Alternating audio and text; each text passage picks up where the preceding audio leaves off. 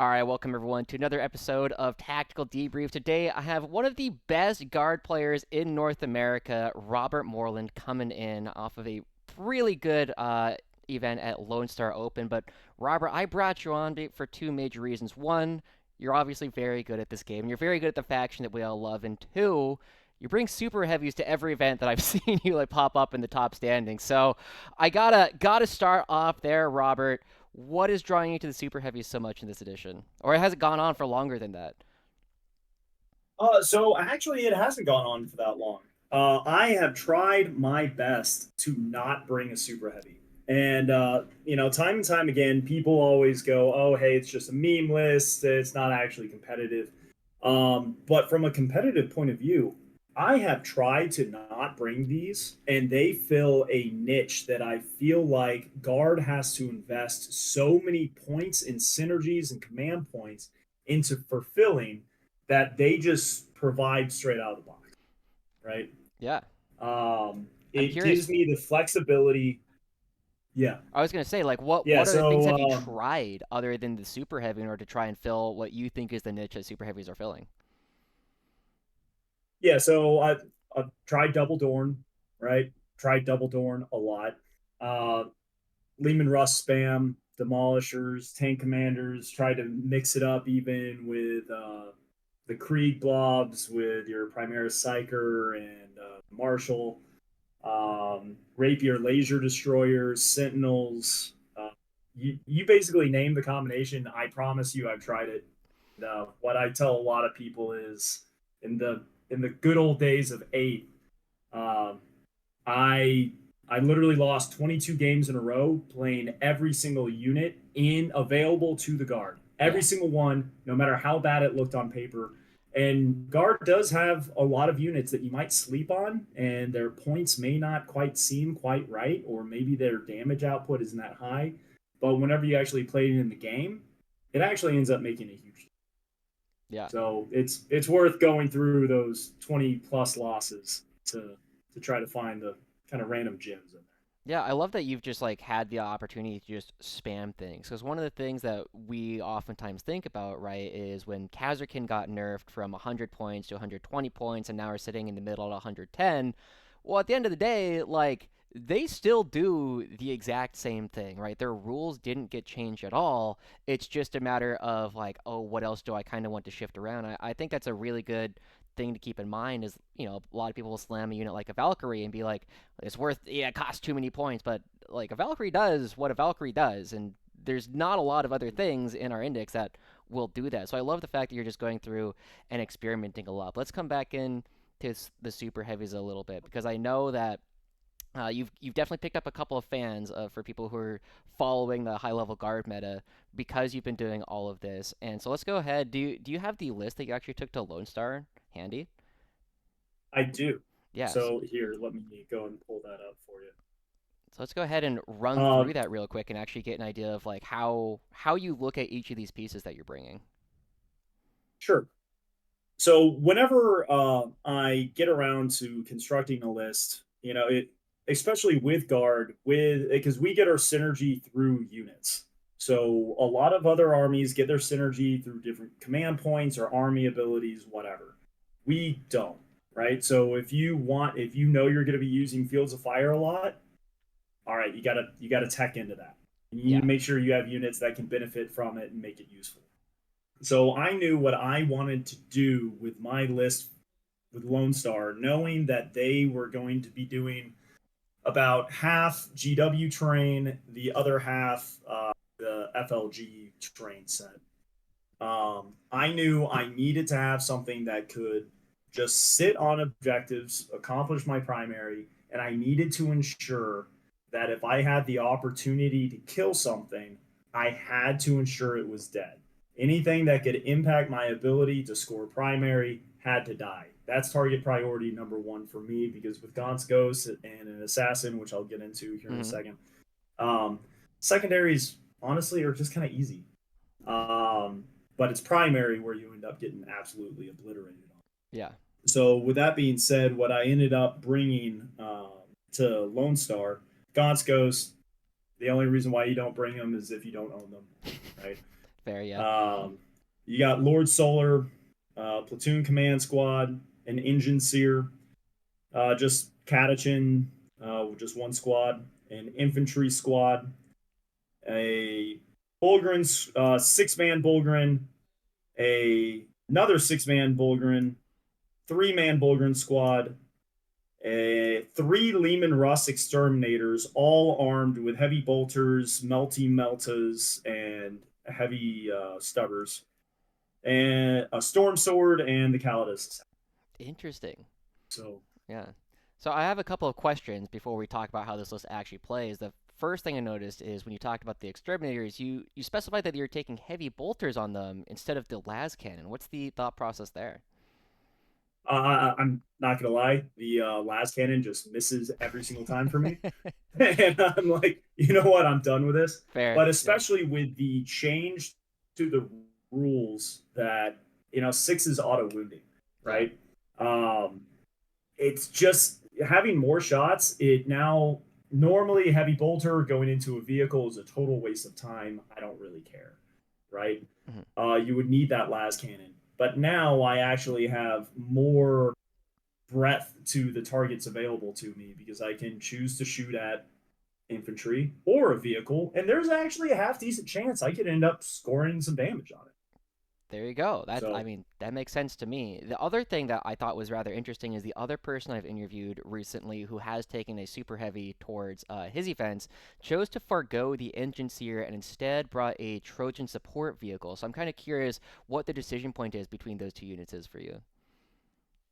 so knowing that I have a single unit that is a pretty close to a quarter of my entire army, right? It only comes into play if you're dealing with AP4 or greater. As long as you're receiving cover with a 2-up save, and that it's hard not to get cover nowadays, the Enginseer really doesn't matter. But when it does matter, it matters a lot.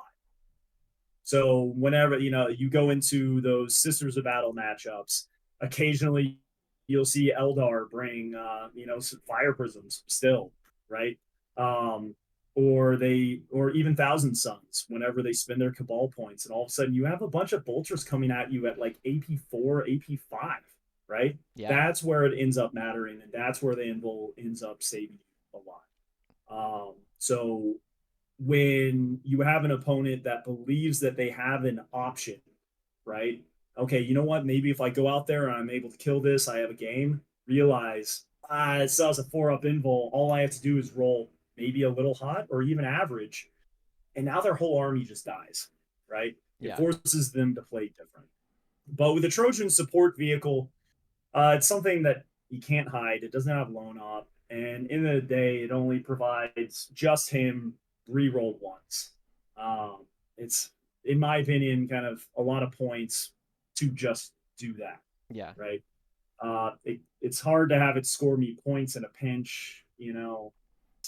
Like if I know my opponent can't do anything to my Baneblade, I just have a little character that I can even put into strategic reserves and just drop it somewhere to do a secondary. I don't really care about it because That's you're never true. going to get me even do a 4-up. Like it doesn't really matter. But a Trojan support vehicle ends up being a little bit more difficult. Yeah, that's interesting. I'd never thought about that before, right? I've been a pretty big fan of talking about like decoupling characters in the past. Where it's like, oh, I need an extra action guy, so Strachan and Catachan, you're going to be separate this game. But I'd never really thought about doing that as well with the engine series. So I'm really glad that you bring that up. So with all this in mind, then let's talk a little bit about how this list actually plays because it sounds incredibly durable, right? You have three Leman Russes, you have a Stormsword with an invul save, and then you have what was it like 15 Bullgryn. How do you actually take control of the game, and where do you generally try and like your units to sit for most of the game? So the the Storm Sword is kind of limited, right? But on this terrain set, I would usually have at least two different places I could place it. Um, I always tell everyone I have a redeploy that the Lord Solar provides. Every single game, I always put the Baneblade in one spot and just redeploy it to the other side of the board. The amount of people that fall for that is maddening. right? Yeah. Wait, what? That's a quarter of um, your army.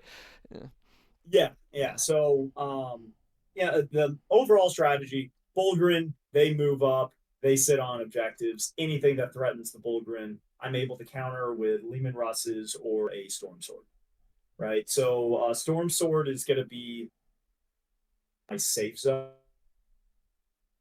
of the board that you will not approach, and an objective you will not approach. Period, full stop. I Mhm. won't let that happen. Right? Yeah. But you still have to apply pressure on it, or you will have a Storm Sword and six Bullgryn continually close in on you. Right? So it's forcing them to basically waste units in order to deal with that. They will die. They know that, but they have to slow me down. So. Yeah. And then the job of the other three Leman Russes and nine Bullgryn are to apply pressure in the middle and to whatever objective they may be trying to go for, right? So people often ask me, why do I bring 15? Why not 18? I've just found that that extra six man is usually just kind of stuck sitting on an objective Mhm. and it doesn't really do anything, right? So just having a three man that's durable enough that, all right, I guess I can't really deal with that objective, but not sink a lot of points into doing that same function is why I end up doing that. Three man usually goes in the middle. If I draw an area denial or something early in the game, they just run out there. It's okay if I lose them, don't have a problem. But if they go out there try to just kill a little three man that only costs me 90 points, that they have to actually dedicate a lot of things Yeah. to kill, I it provides me with the opportunity of killing absolutely everything. Yeah. So um, it's just going out there, setting up those sidelines, making sure I draw a line in the sand that if they cross it, I will kill you, and then just hold it, doing what the guard does best, and just hold the line. Nice. I like it. Now, one of the other things I'm kind of noticing about this list is you don't have a lot of orders. You really just have Lord Solar yelling through his megaphone over the entire board. So, where do you generally place your orders? What's the priority on what you're going to be ordering in the games?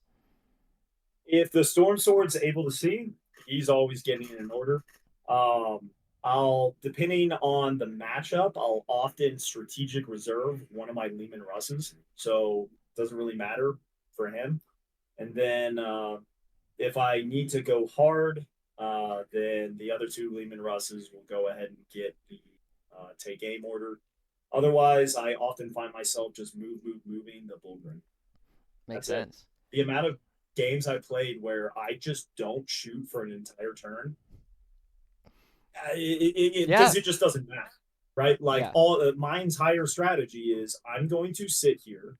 If you cross this line, I will kill. I'll kill everything, Yeah. right? I have no reason to go get you, so I'm not going to. And the new secondaries facilitate that. There's really only what, like two secondary options out there that require you to go into your opponent's backfield. That's it. Yeah. Otherwise, I just operate where I need to operate. So it puts guard in a really good position to just do what they do best. Just hold the line. Yeah, that's really interesting. Because I was definitely thinking about the fact that you have both Gonskos and Callidus, and I know a lot of guard players have been dropping the Callidus, but when I was still playing a Stormsword back in Leviathan, I would absolutely play both the Gonskos and a Callidus because it just made scoring secondaries so trivial so much of the time. But one of the other things that has been interesting about the Callidus recently is with the change to the Vect, it now has the, I think it's the Lord of Deceit aura. Did you find that useful in your games, and was there anything that you were doing to try and make that more useful? That thing has literally won me about 4 games Wow, okay. now. Yeah, just knowing that I have the ability to deny a key strat at my opponent freely at my own will, right? Okay, I pick her up at the end of your turn. I know I am going to be shooting at something, right? And like, oh, you want to rotate, or you want to give this thing an invul, you want to do this, you want to do that. I want to pop smoke, I want to overwatch. I'm dropping her within 12 inches of you. You will not be doing that, Yeah, right? And so that's how I'll deploy her offensively. But defensively, she's usually right there in the middle with everybody else. because that's going to be the center axis they have to push in order to try to outflank and ignore my Stormsword, which I don't want them to do. Yeah. Right. Uh, so by just punishing them with +1 CP, it ends up making a pretty big difference. Yeah, I mean, I can imagine like if you have nothing better, if you don't draw a secondary, you have your line of Bullgryn hiding behind an L or whatever terrain you have in the middle, and then you have the Callidus right behind that. You can't get to her, and now Blood Angels are losing their lance and lethal. They're losing their armor of contempt. Orcs are losing rerolls. All of these things like suddenly comes through. It's like, well, now you're not punching through the super durable screen. So with all this in Yeah. mind, then Robert, it sounds like you set it up like you've just checkmated every army in the board. What matchups actually were you? Oh, there is one very particular matchup, which I knew would not be good, but there's only one player doing it, and not a lot of people are running the army, and I drew him at Lone Star. Unlucky. So he's running Drukari Eldari. So Okay. it's all the Dark Eldar stuff using the Eldari, Yanari, right? Yeah. So everything's fire and fading with a whole lot of dark lances. And the terrain setup on that board was just wide open. So he had full sight lines from his home terrain to just pop out, shoot everything on 2 objectives. The other objective, he just had a giant Wraithblade brick. So it was like, Yeah, you'll it's one of eventually shoot those. through it. Yeah, it's like, okay, it's just one of those games where it's just like, all right, this is gonna take a long time. I probably should have just conceded like top of 2, because it's just a really bad matchup because it's a matchup that forces me to go get him. Yeah. He's trying to play my game, but is able to do it better. Yeah. Right. Interesting. So, yeah, that's a really bad matchup for an army that's very reliant on overwhelming firepower and durability. Yeah. Now I'm curious then, because normally when I was playing the Stormsword, in my experience, one of the matchups that I was particularly worried about was Ironstorm Space Marines, especially when it was what was it, Black Templars when they just had extra multi meltals and everything, and I was really worried that if I went second, sometimes I can't prevent them from putting 3 Repulsor Executioners into my Stormsword, and sometimes I would just lose it. Was that a consideration at all, or is there any other like Tau, like Hammerhead, like Railgun list that you were worried? So the only I've ran into them several times, but usually I can deal with that by just forcing them to. Yeah, I mean, with the toughness of the Baneblade, you really have to overcommit, right? If your opponent says I'm going to kill that, they have to dedicate a lot of resources in order to do it, and if they fail, they will be severely punished for it. So in those because what was it, a month or 2 ago, me and Colin K played, and he was running all vehicles with lone op characters, yeah, all that, Yeah, right? And it unfortunately we played on the mission where you get to generate objectives, so it was very much in his favor. yeah, But he had to fully commit, and that's where the 4-up invul comes into play, right? And I saved him. And immediately after that, he's losing like 3 vehicles, like which obviously the Lancers are all getting knocked out, right? yeah, So you're trying to force your opponent to play differently and overcommit and become decisively engaged against this very tough target that you're going to dedicate a lot of CP to popping smoke, re-rolling a failed save, to kill. And if you don't, the game's basically over, fair, right? yeah. So Interesting. Yeah, I kind of had a similar style, right? Like, as long as the Storm Sword wasn't being threatened, I was just slowly going to win the game. Like, I could grind you out. Like, it's just. I was actually running a fairly similar list. I think instead of exterminators, I had just a bunch of like little chaff infantry all over the place. Like this was back when Catachan were very good, but it is interesting to hear a similar thought process coming through. Were there any interesting games other than the one, or I guess including the Darklands Drukari? Were there any interesting games at Lone Star that you feel are worth mentioning? Is there anything that you did in any of your games that stuck out to you as something that would be useful for other guard players to know about? never underestimate the power of Bullgryn. Yeah. Right? I think a lot of people have very much caught on to that, right? But being able to move, throw a grenade, and then charge is huge, right? So time and time again, the Bullgryn saved the day. But don't forget, right? They will die eventually. You need to be moving up, Yeah. right? And I see a lot of guard players, they form their parking lot, and whenever they draw that line in the sand, right? You can't just look at that line and go, if they cross this, I'm gonna shoot them. Because they're not just going to cross it and let you shoot them, right? So you have to be looking at the next turn or two, right? So I played against a Custodes player at LSO, which God bless Custodes, they're not doing the greatest right now. Hmm. But he was playing it right, playing very tactically, being very surgical in the way that he was moving things, because he knew if he got seen, everything just dies, right?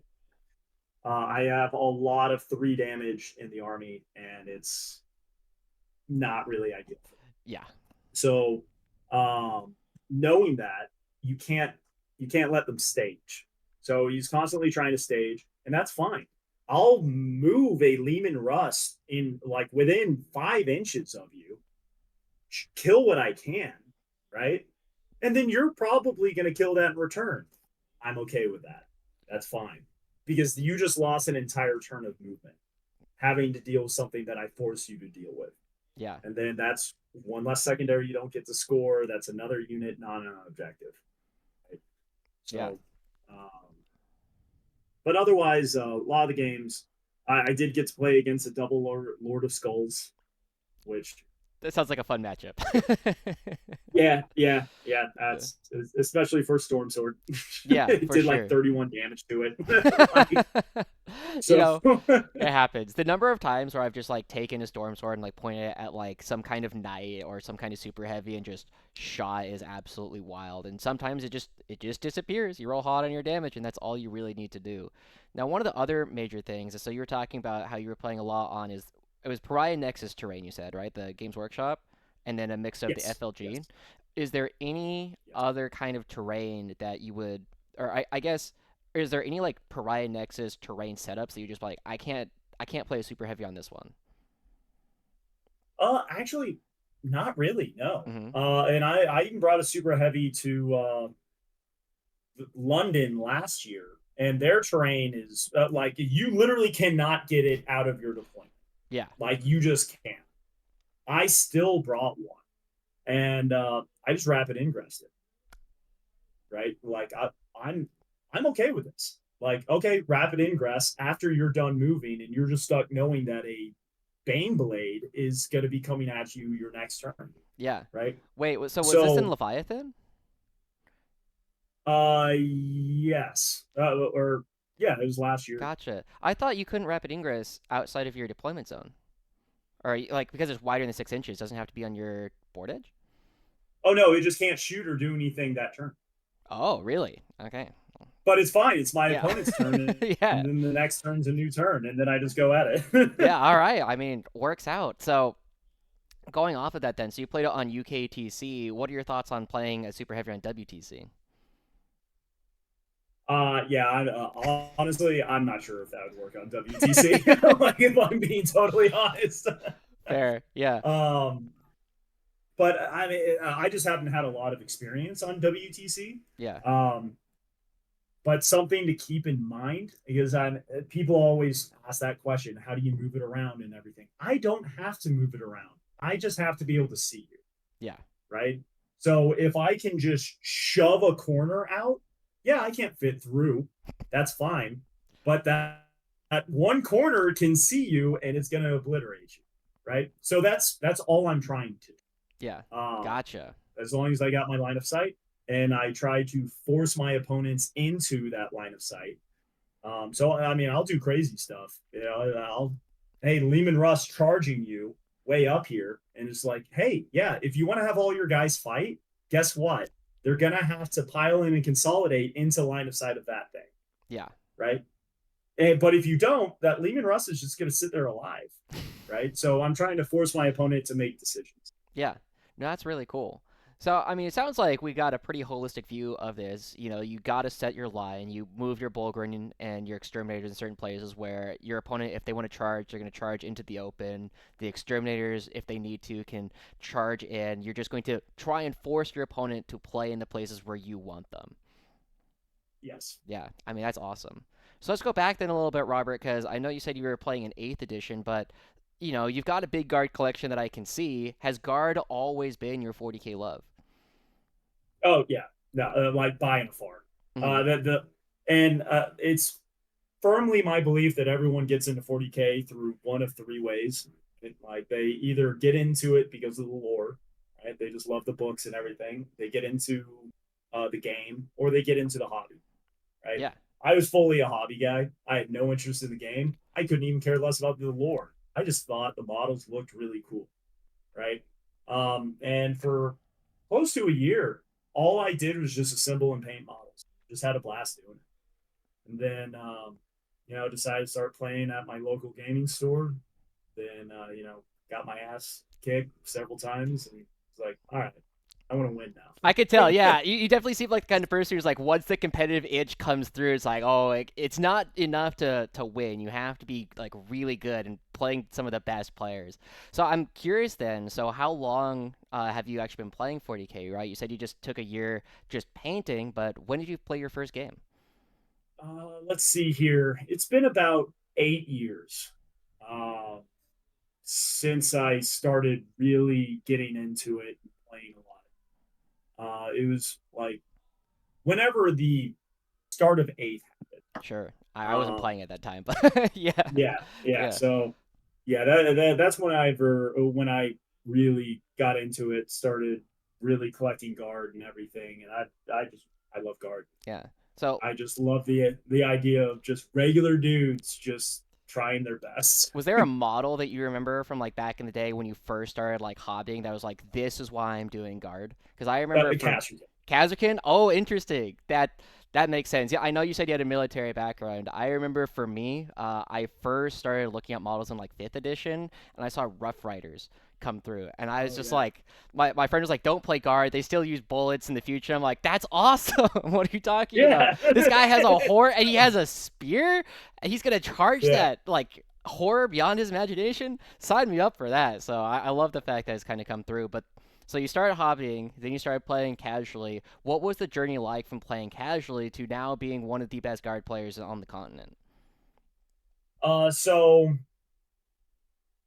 it's really, and I tell people this all the time. I probably wouldn't still be playing if it wasn't for the people, right?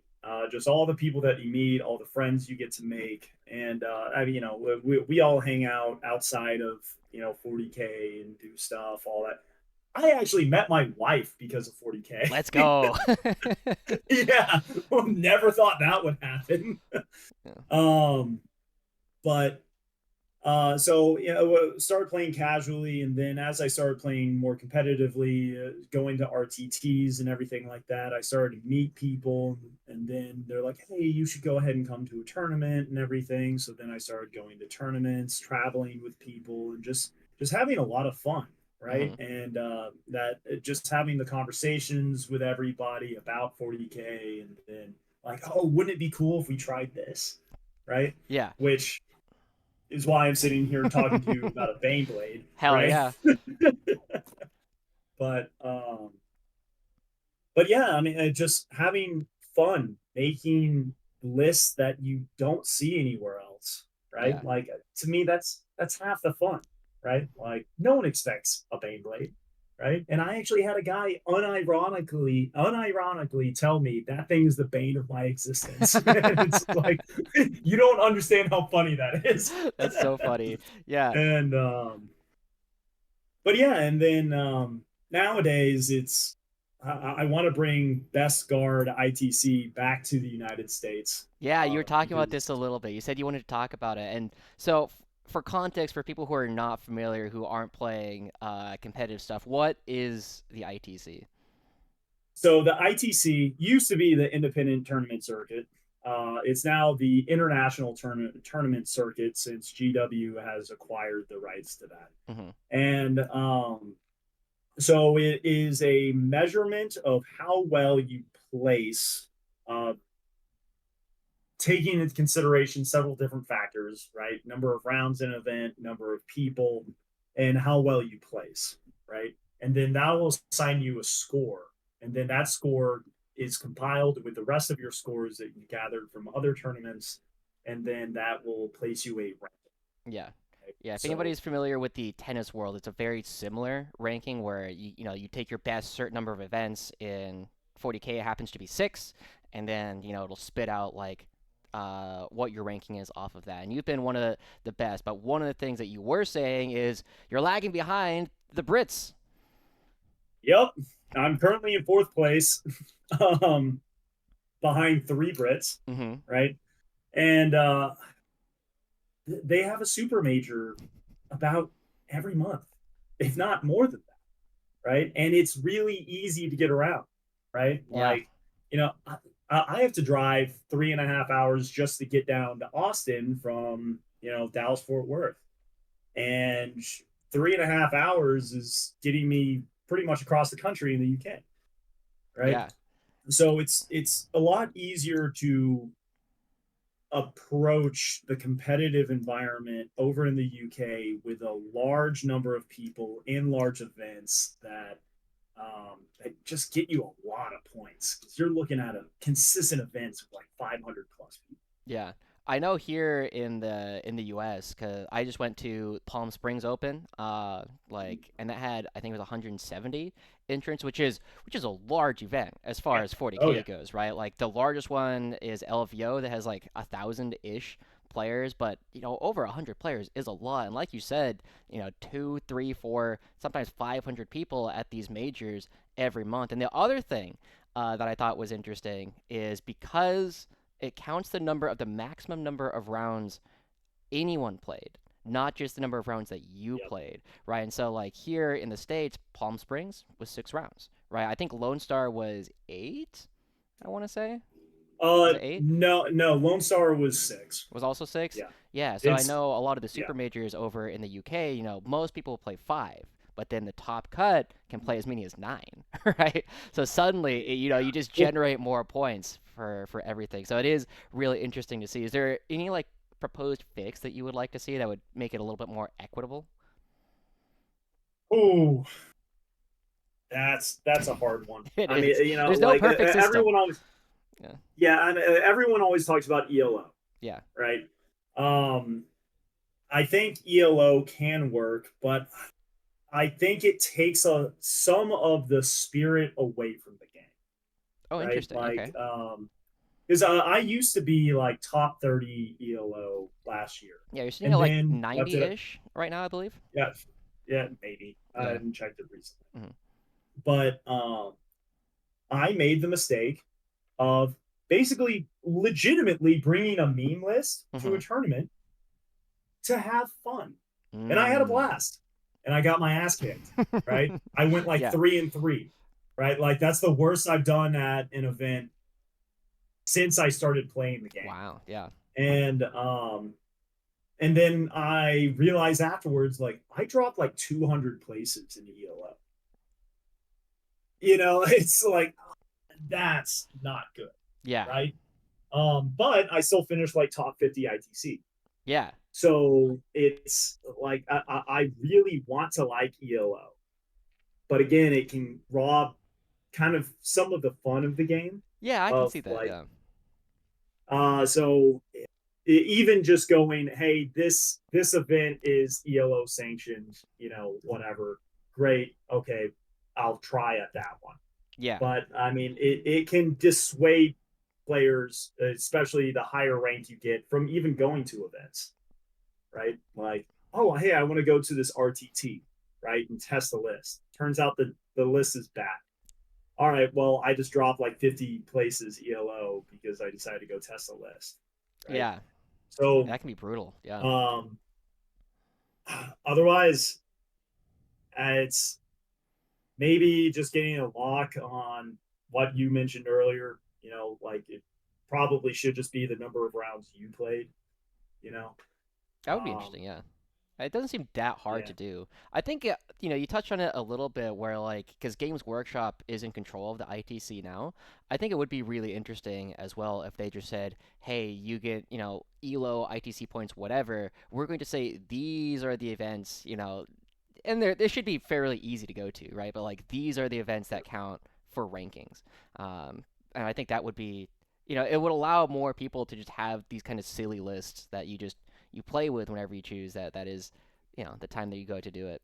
Um, but yeah, so I'm actually curious then. Let's go back in time a little bit. What was the first event that you won? Like, when did you start realizing, oh, I'm really good at this game? Oh, when was that? It was several years ago. But what was the name of that event? It was pretty local too. Yeah, Um, but I am very often the bridesmaid, never the bride. Just fair, yeah. a heads up. Yeah, I'll almost always finish in the top 10, but when it all is like, I fair, have a yeah. Beyblade, cut me some slack, right? But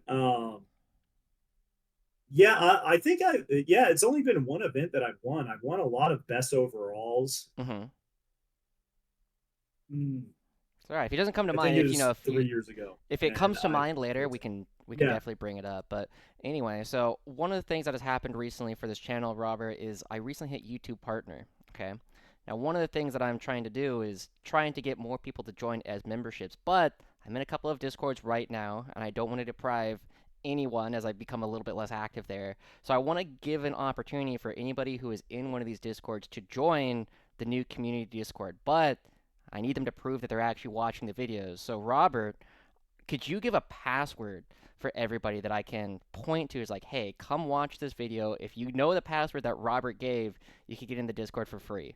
So what do you want the password to be? Asserkin, and they have to spell it right. I have to spell it right. I love it. So anybody, there you go. If you just DM me the word Kazerkin, no further context, I'll send you an invite to the Discord. The rest of you, you guys know what to do. You've been doing this YouTube thing for long enough. Now, Robert, I said before all this started that I wanted to tier list super heavies with you. And I've been seeing a lot. I don't know if you're active on Reddit, Robert, but there are a lot of people with the really strange takes. So I want to come to the foremost expert in the world on super heavies. So let me go ahead and share my screen with you so you can see it. There we go. And All right, let's do this thing. oh, perfect. You can still see it, and now I'm going to make sure that I'm recording it at the same time. So, Robert, we're just going to go ahead. We're going to go down. I did a similar thing with David Purcell about Leman Russ variants, and I don't think that these tiers are particularly useful. So I'm going to propose a change to the tiers. Okay, instead of S tier, All right, what you got? I like build around. This unit is so good that you can base everything else in the list around it. Okay.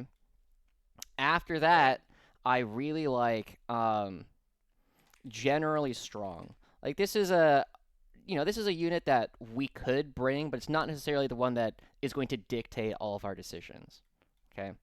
After that, we have nice to have. If I have extra points, right, like, and I just need something, this is going to get thrown in there, right? It's like a Cyclops. A Cyclops, you don't build your list around it, but you Yeah, can sometimes, you just have it.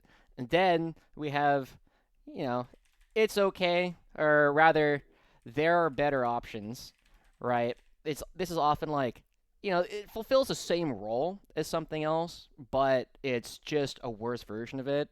And then we have don't, right? Like this is just bad. Like we should stop looking at it. yeah, Okay. So yeah. with that in mind, let's go left to right. Let's go ahead and start with the Baneblade. Where would you like to put this one in the tier list? Let's see here. So whatever Oh, the A tier is, yeah. just below S tier. All right. Generally Um, strong. Yeah. Wait. yes, Can you see the tier generally list? strong. Not right now. I'm seeing an Excel spreadsheet. Oh. Give me 1 second to fix that. Change Windows. This is how technology works. Yeah. Okay. Now do you see it? Right now I'm seeing you. Oh wait, maybe I'm clicking the wrong thing. Yes, I can see it. All right, Yep. perfect. All right, so we got a Baneblade in generally strong. Why are we putting it here? Because whenever you look at the rest of your army, Hmm. right? Um, Knowing what units are strong and everything, it synergizes really well with whatever build you end up going Yeah. with, right? It still has Demolisher Cannon. It has 3d6 shots, strength 12, -2, 3, right? It has all your twin linked heavy bolters or flamers if you like to go that direction, and 4 las cannon. What it essentially is a Rogel Dorn, but cranked up to 11, Yeah. right? A lot of the stat lines are exactly the same. It even has the coaxial autocannon. Yeah. Instead of a pulverizer cannon, it has a demolisher cannon, right? Instead of a pulver or the main gun, right? Yeah. Instead of d6 plus 3, you're getting 3d6 shots, and it's the exact same stat line. Yeah. You get the toughness of a better toughness than a Dorn, Yep. and it's just able to support a lot of things. And its ability kind of lackluster. It gives cover to everything behind it, right? Yeah. They already But have it, otherwise, so, you know.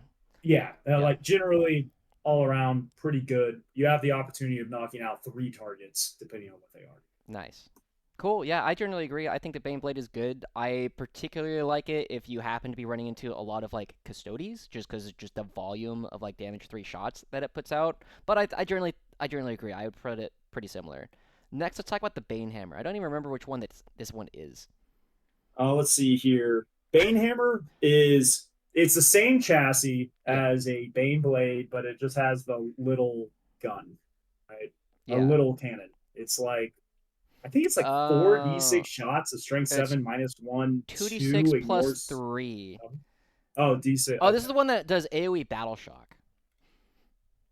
Oh, that one is. Yeah, the Banehammer. So it's Oh, got the Bane. yeah, 2d6 plus Bane. 3, and then everything within 3 inches, or every enemy Oh, it infantry is. within All right. 3 has to take a battle shock. Yes. Okay, so I actually really like the Bane hammer. Oh, interesting. Okay. I used to run it back when it seemed like every single army had a stratagem that made them low knock, Yeah. right?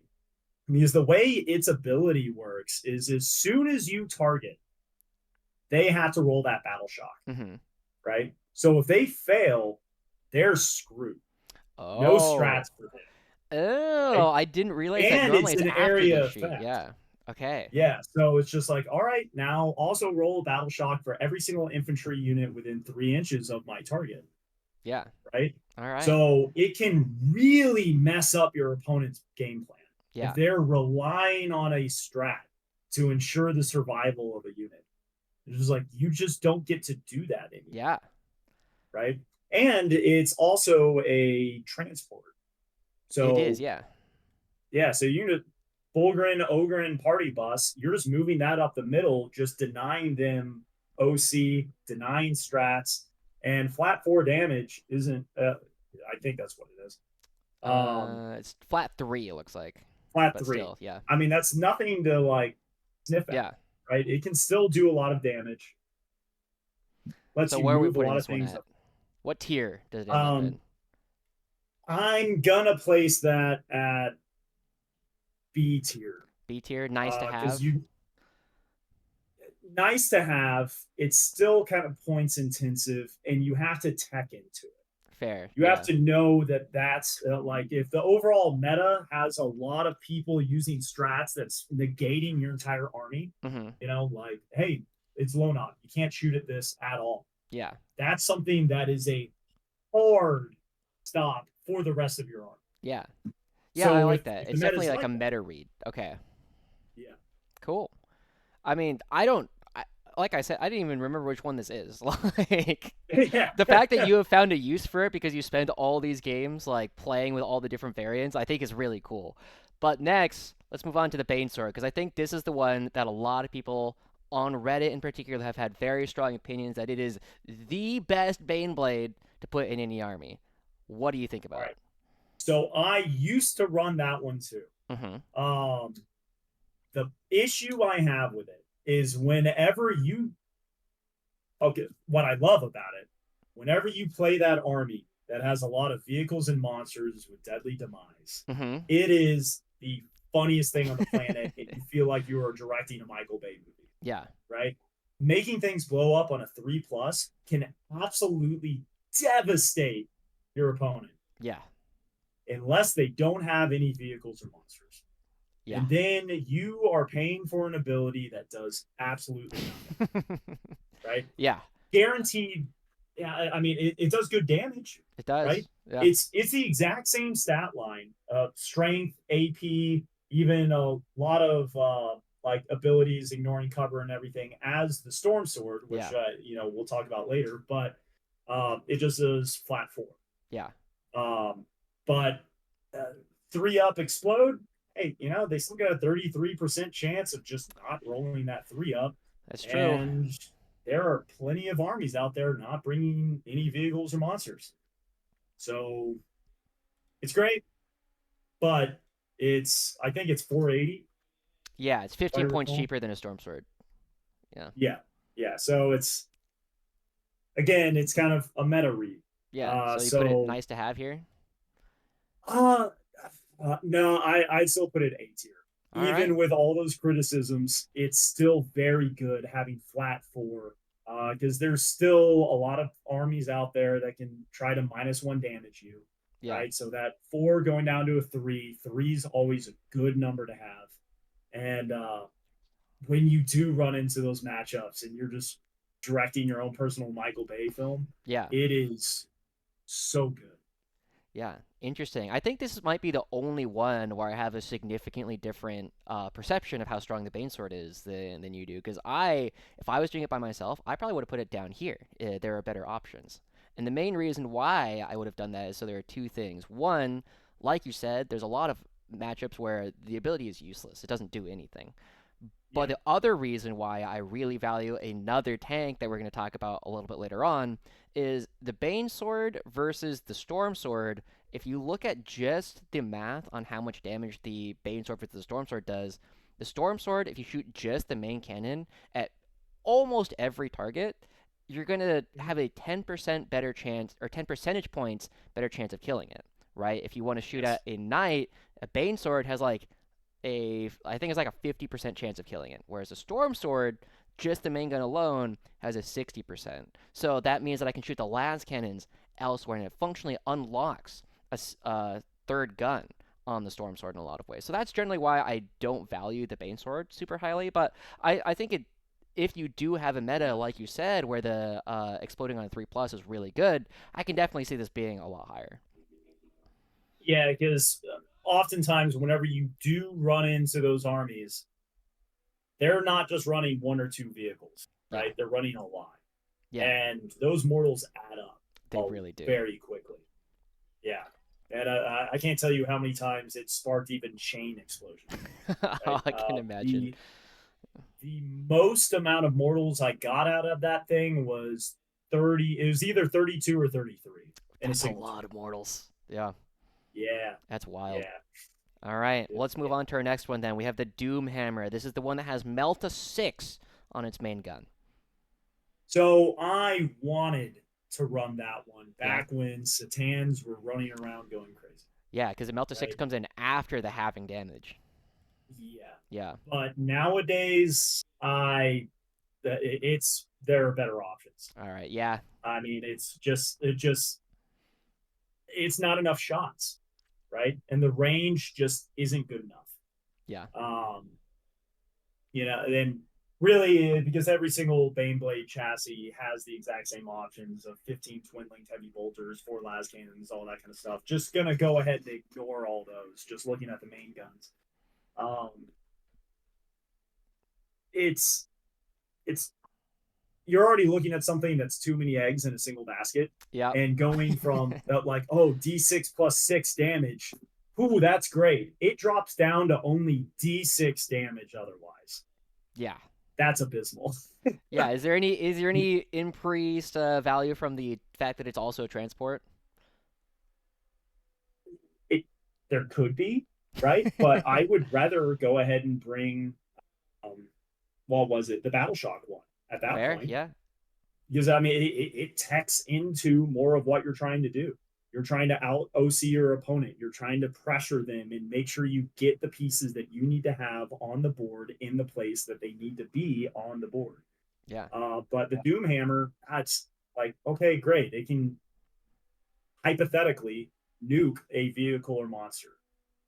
yeah, All of them do that. yeah. Fair, fair. Yeah. So, All right. um, Yeah, I'm pretty much in agreement here. Like you said, when Catan were the boogeyman that we all had to worry about, I generally had a higher opinion of this one, but now same. it's gone down.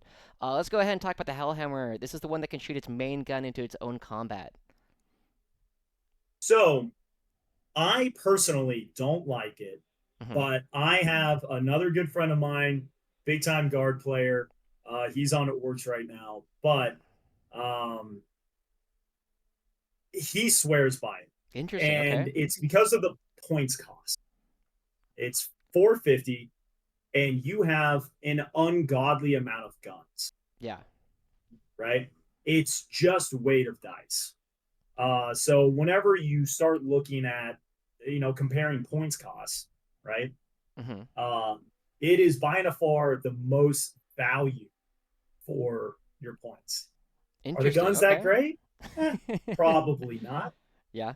But it's putting out so many shots that some of them are going to get through. Yeah. So it's not quite as good of a like heavy target. Like, do you want to shoot that thing into a Land Raider? Not Not really. really. It wouldn't be great Yeah. if they're bringing 100 Black Templar. Yeah, probably. That sounds pretty good, Yeah, the right? 4d6 Like, shots that it has on the main gun is really funny, but like you said, like there's only so many targets that it's good into. yeah. Yeah. So So where's this one even ending up? though there are better options. There are better options. All right, fair. Yeah, that's probably about where I would put it too. This one hovers between there are better options and don't for me, just because I feel like by the time you take a Hellhammer, you probably want to take a Baneblade instead. Yeah. Yeah. Yep. All right, let's get to the next funny gun. We got the Shadow Sword. This one does 12 flat damage with dev wounds. What do you think about the Shadow Sword? Just don't. It's Don't? not enough shots. It's just not enough shots. And the amount of things that you're going to be shooting at, yeah, great. It's cheap Yep. when compared to other Baneblades. It's Yeah. it's and I'm sure I'll catch some flack for this. It's the same as bringing a Vanquisher. It's like, hey, but it's really cheap, and I get two multi meltas and all that. Like, I'm not bringing a Baneblade chassis for its extra sponsons, Yeah. right? I want something that has the flexibility to go into and kill damn near anything I want. I'm paying the points for it. I'm going to invest a lot into this. There's a lot of terrain I can't even move my favorite shoebox around on the table, right? Yep. So I look at a Shadow Sword and I go, great. So if they just roll like 2 4-ups, it does nothing, right? Yeah. So it doesn't have a lot of versatility simply because of the number of shots that it gets. What it's like D3 plus one. Yep. With That ain't blast. it. Like, cool, 12 damage. Yeah. Guess what? You're not even killing a Satan, Yep. right? Like, it's just it can't. And now I could see an argument for it if it ignored invols, Yeah, I can right? see that. Yeah. I could understand that, but that's just not an ability anymore. Yeah. So, nah, it just don't. Yeah. If you're gonna do this, don't cheap out on a Yeah. super heavy, Yeah, right? I agree with everything you said here, Robert. There's a couple things I'd like to add to it. One, 12 damage doesn't kill a Leman Russ, right? Like, there's just so Yeah, many vehicles that have 13 wounds, right? I think Devilfish have 13 wounds, right? If your Shadow Sword isn't killing a Devilfish, like it's not a very good super heavy. The other thing I would point out is I played one game where I was playing Stormsword versus his Shadow Sword, and he went first. We were both running Enginseers. He takes a Shadow Sword and he books it off to one side of the map and pops a shot at my Stormsword. I'm like, well, if you kill it, you probably win the game. But I know the math here that you only kill it like 25 to 30% of the time, and he did it. And he didn't kill me, and then I tied it up in combat, and my Stormsword went and killed the rest of his army instead. And it was just like, well, cool. I don't even care. That's 400 points of your army. That's a fifth of your army that is now doing nothing and shooting into Catachan at its feet for the rest of the game. So, Yep. congrats. It's definitely very hyped. It's a lot of fun, but I would never bring it to a tournament. No. Cool. All right, we're almost done. We got the Stormlord. This one is the Super Bolter and one of the biggest transports in the game. So it's just not enough quality shots. Yeah. I would. I can't tell you how many times I've thought about it, Mm-hmm. but at only strength 6 minus 1/2 damage, it's just that ain't it. It Yeah. needs to. If it were even -2, I'd go, Maybe. Yeah. maybe, right? Yeah. But it already has 15 twin linked heavy bolters. It's just okay. Let's just go ahead and crank that up. Make them. What's up, everyone? It's just Joji here. Unfortunately, I had a technical issue, and about the last 10 minutes of my discussion with Robert did not get properly recorded. So I'm going to do my best to recreate what we were talking about in those last 10 minutes. So after talking about the Doomhammer, we talked a little bit about the Hellhammer, and Robert did say that he did have a friend who was liking the Hellhammer due to the amount of output it had for its cost. However, Robert ultimately decided that the Hellhammer deserves to go in there are better options, because by the time you're looking at the Hellhammer, what you really want to be doing is bringing a Baneblade. It has higher quality shots, it has more of them, and you have a similar number of guns on the platform overall, and there's not a lot that the Hellhammer does. If it had lethal hits or an extra AP, maybe he'd spend more time looking at the Hellhammer, but unfortunately, it doesn't do a lot.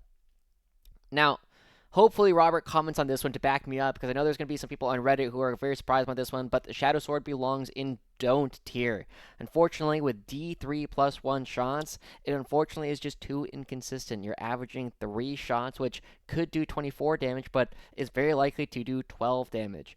And sometimes it's going to be doing no damage, and that feels really bad. If it ignored invulns, this would be something that would be more valuable. Yes, it is cheap, but by the time you're paying for a Shadow Sword, you're already paying for a Baneblade chassis anyway. You're already getting all these other guns. Don't skimp out. You're already spending 20% of your army on one tank. What's spending 5 more percent? Shadow Sword is just really inconsistent. The other thing that I brought up as well is there are just a lot of vehicles that have 13 wounds.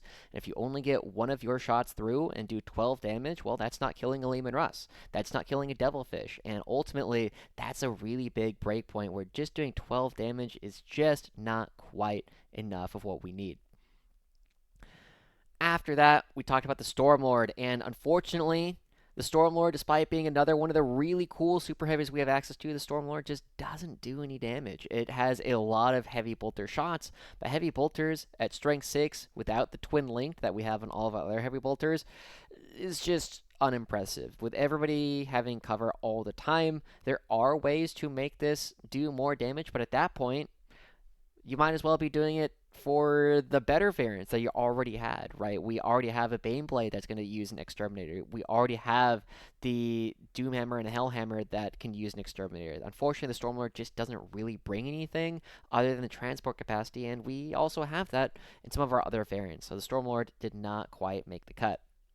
However, Robert and I both agreed the Stormsword is the best super heavy that you could possibly be bringing. And we could have spent, probably the entire time going back and forth, trading stories of how we would just destroy things with the Stormsword. We could talk about the number of times we've killed knights. We can talk about killing other super heavies. We can talk about killing Khorne's Lord of Skulls. The Stormsword is going to be doing the most damage of any datasheet in the game just based on how much it is actually bringing. The D6 plus 2 damage is nuts, with every single attack doing on average 5.5 damage every single time you get through a save. With AP4 ignores cover, that's putting anything that doesn't have a 2-up on a 6-up, and it's just going to kill whatever you point it at. And so when you already have things like the Banesword that do flat 4 damage, the Stormsword does do a little bit more. And the reason why I like it is because it makes you about 10 percentage points more likely. If you're going to kill something 50% of the time with a Banesword, the Stormsword main gun will kill it 60% of the time. If you're going to kill something 75% of the time with the Banesword main gun, you're going to kill it 85% of the time with the Stormsword main gun. And I really like it because that unlocks the las cannons to basically be a third extra gun instead of needing to point it at the same target, depending on what it is you're shooting at.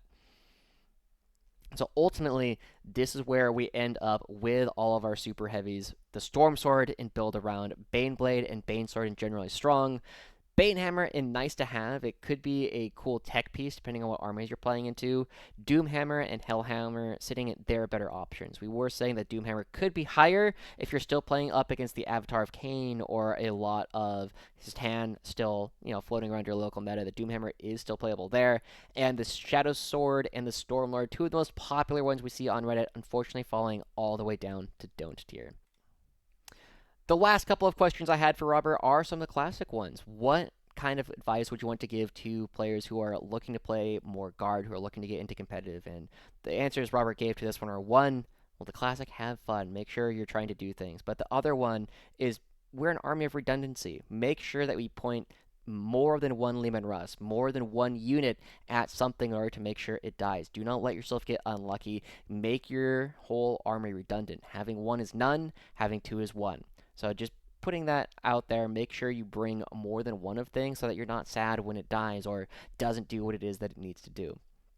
The other thing that he pointed out is there's a lot of combinations in the guard. It's very possible that the best guard combinations have not yet been found. So go out there, do some experimenting, and that gets us into our last spots. I asked Robert, first off, the same classic question, what is the most overrated unit that we are bringing in the guard? And he said artillery. Basilisks, Manticores. There's just so much more damage that we can do with direct fire and on very durable chassis, so it's not as though we need to hide them all the time. He didn't like the amount of damage that you're doing from the indirect. Yeah, it can be nice to just shoot and just make sure you're never getting shot back at, but we have very cheap, we have very efficient, we have very good data sheets, so make sure that we use those to get in our opponent's faces and take them down. The two units that Robert said were the most underrated ones were, and that people should really be looking at more, Ratlings. One of the biggest things that he pointed out with this is they are very good in trying to deny a lot of the scout armies that are becoming more and more popular these days. And so putting in this little infiltrator unit can really shut down a lot of armies like things like World Eaters. And if you don't need to do that, well, one of the things he pointed out is the Ratling shoot and Scarper, or whatever the ability is, the fire and fade, shoot and scoot that they have is based on their movement characteristics. So if you have a spare order to give move, move, move, you can move them 9, and then you can shoot, and then you can move them 9 again. And 18 inches is a lot of movement if you need to get somebody behind enemy lines or denying the area in the middle. There are so many different ways that you can use these Ratlings to poke and prod at your opponents. And the other one that he brought up that was rather interesting was Sly Marbo. This little unit has a lot of ability to move around the board, and with the regiment keyword, you can bring it back with the reinforcement stratagem. There are ways to play around this because every single time he shoots, which he gets to free shoot, not even as a stratagem or as an Overwatch, if either he or something next to him gets shot, he gets to make a move. Every time he moves, or every time he shoots, normally he gets to move. So there's a lot of cool ways that you can have Sly Marbo zipping around the board, just making sure that he is able to shoot all of these different things and just scoring you a lot of points.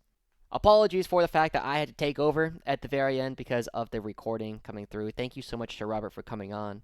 We'll see you guys all next time. Bye-bye.